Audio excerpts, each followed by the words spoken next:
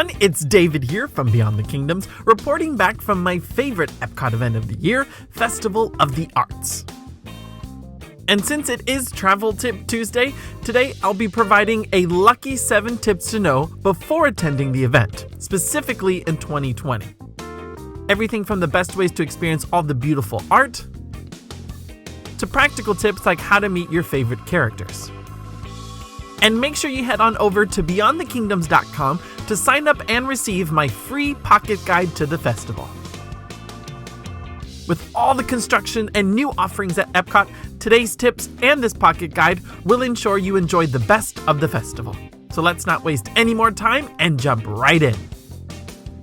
Today's episode of Beyond the Kingdoms is proudly sponsored by Deep Dive Threads. Their soft graphic apparel takes your fandom to a whole new level. Stand out in the crowd in comfort with the hundreds of available designs for the whole family. With fresh designs added every Friday, there's always something new to discover. Just visit deepdivethreads.store to start shopping today and use the promo code MAGIC20 to get 20% off your next purchase. Deep Dive Threads, graphic apparel that's as unique as your fandom.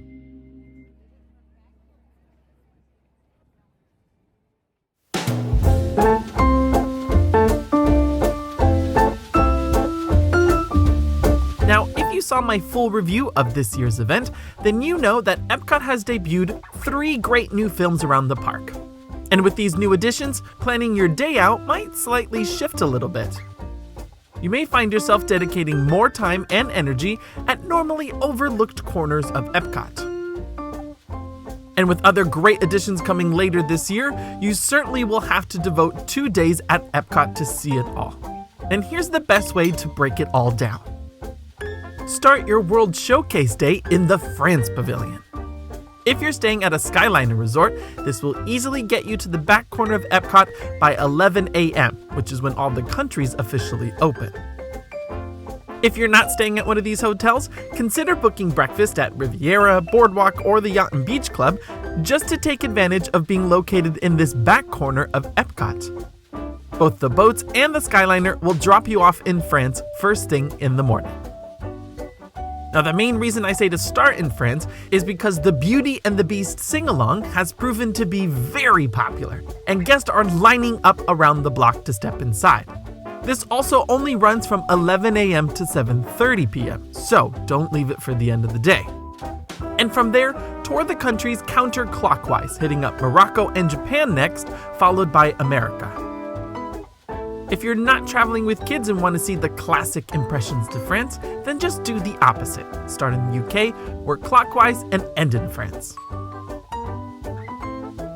Now, the second reason I say to start in France and tour counterclockwise is to enjoy the Animation Academy, which has moved to the American Gardens Theater this year. This is an absolutely free workshop, and the outdoor setting in February is really nice. There are only 2 workshop times for this, at 12:30 p.m. and 1:30. So again, starting in France right at 11 will get you in and out of the sing-along quickly and line you up to be in America by lunchtime.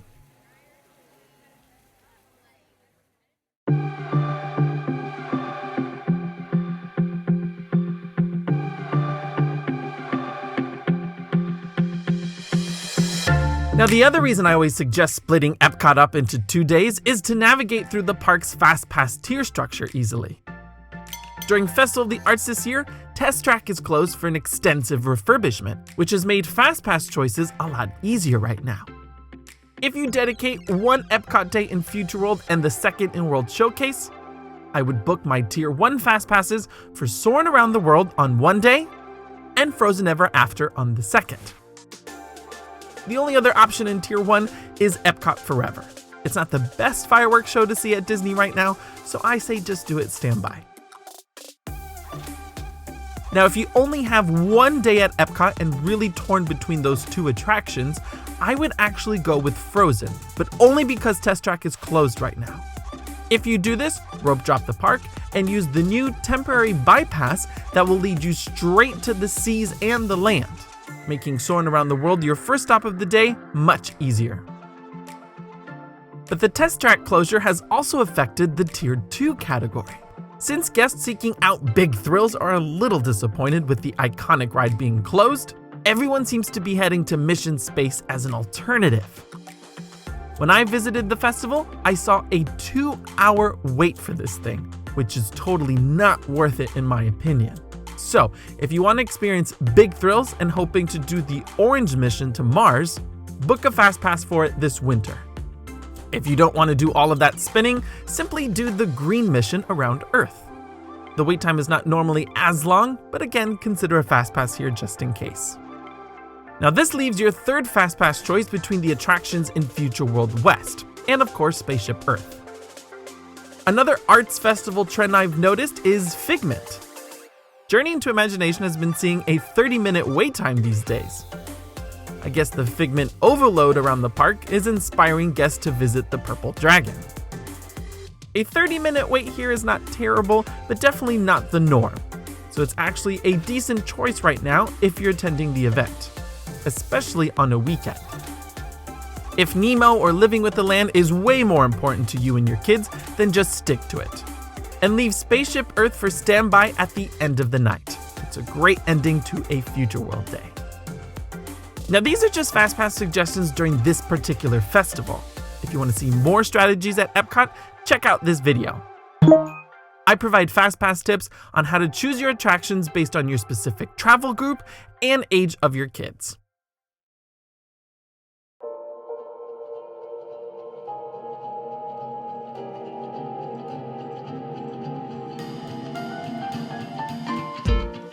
Now, since I just mentioned the weekends, let's move on to tip number 3. Avoid the weekends if you can. This really goes for every Epcot event. I will admit that Festival of the Arts doesn't bring the same level of crowds as Food and Wine or Flower and Garden, but you'll definitely see a shift on Saturdays and Sundays. Epcot really is the locals' park. Now, if you're planning a trip to Disney World in 2021 specifically to see Festival of the Arts, I would avoid 2 specific weekends if you can. President's Day weekend, and also the weekend of February 5th through the 7th. President's Day gets packed at all of the parks, and guests really underestimate it. Next year, the Super Bowl is once again in Florida, this time in Tampa, and that's going to be on February 7th.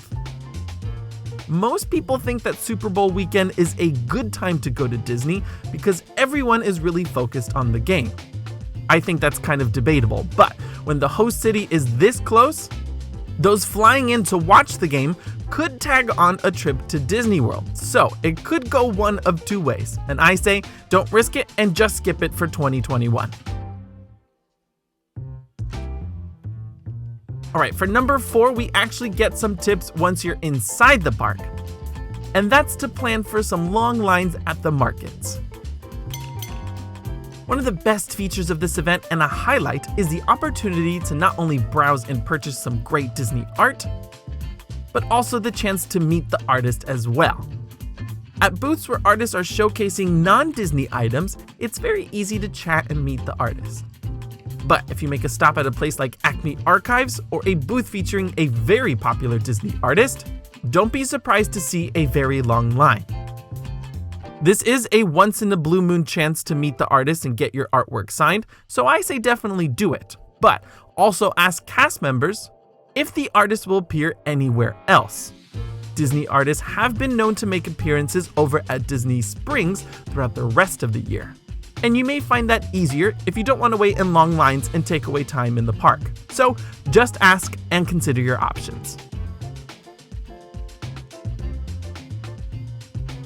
Now, if you're sadly not attending the festival this year, there are other ways to enjoy great art at Epcot. Many of the countries in World Showcase have a unique art gallery that is open 365 days of the year. A new addition for 2020 is the Tales as Old as Time gallery in France, showcasing the performing arts connected to classic French stories. I definitely find myself dedicating more time at these galleries during the festival because the beautiful artwork outside in the booths inspired me to explore these overlooked corners. But it's really nice to know that you can always see these no matter what time of year you're visiting Epcot.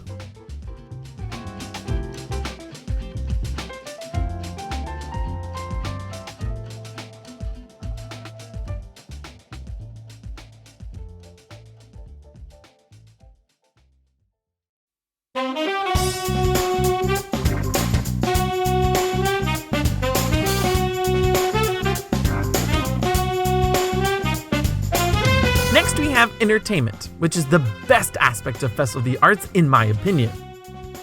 No trip to the event is complete without watching the Disney on Broadway concert at the end of the night at the American Gardens Theater. This and Candlelight Processional are the two best shows you'll find in this venue throughout the year. There are 3 performances of this show every night of the festival, at 5:30 p.m., 6:45, and 8 o'clock. Now, to my surprise, getting good seats to this concert continues to be relatively easy.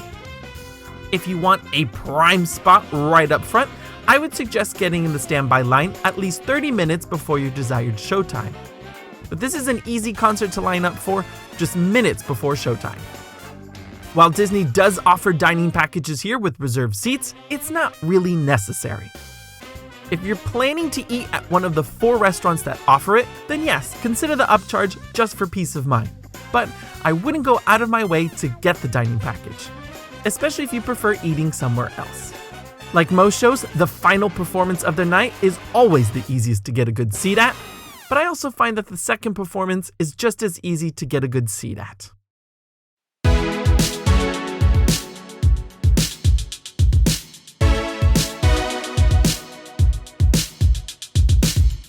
And finally, we get to tip number 7, where to find your favorite Disney characters.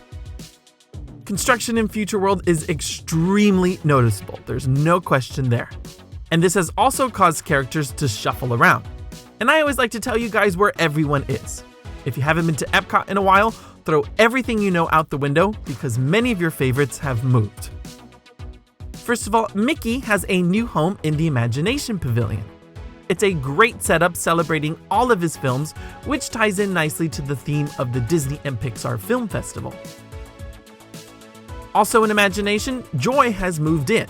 She's meeting guests solo now and has a nice Imagination Land backdrop. As normal, Ralph and Vanellope are still meeting guests inside Imageworks. Jumping back to the front of the park, Pluto is still meeting guests at the entrance plaza.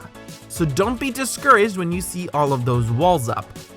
He is still tucked away back there and near the new Pin Trader store by Spaceship Earth. Now on the day I visited, Goofy was seen just outside Spaceship Earth by the Project Tomorrow exit. And this is also right where that bypass to the seas is located.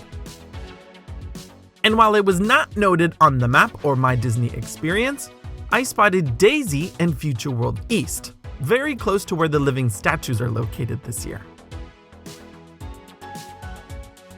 Moving over to World Showcase, Minnie has taken over the Ambassador Gazebo. This is just a few steps away from Mexico. And this is why Daisy is seen roaming in Future World. Now the good news is, from here, everything else is still the same in the countries. And finally, I guess to compensate for the loss of the character spot in Future World, I've been seeing Mickey, Minnie, and Goofy meeting guests by the International Gateway entrance. This is not listed on the map, but it's been going on for months now. So it's a nice surprise for those starting their day at Epcot from the back of the park. Now you'll notice that this means that Baymax is not meeting guests at the moment, and for some odd reason, Sadness is not meeting fans with joy.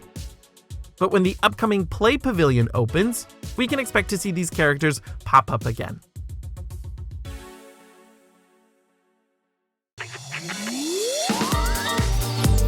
So there you have it, friends, my 7 top tips to know when attending this year's Festival of the Arts. I know that this event doesn't run for a very long time, but it's truly my favorite one at Epcot. If you want to learn more tips and plan your day at the festival, don't forget to sign up for that free pocket guide. Inside, you'll find everything you need to know for the event, from menus at the food studios to showtimes for all the performances. Once again, a big thanks to Deep Dive Threads for sponsoring this week's video. And later this week, I'll be sharing my full review of the special Le Cellier brunch for Foodie Friday. And this week's main show on Sunday will be a complete guide to the Disney dining plan for 2020. Like always, thanks so much for watching today's video, and until next time, remember, if you can dream it, you can do it.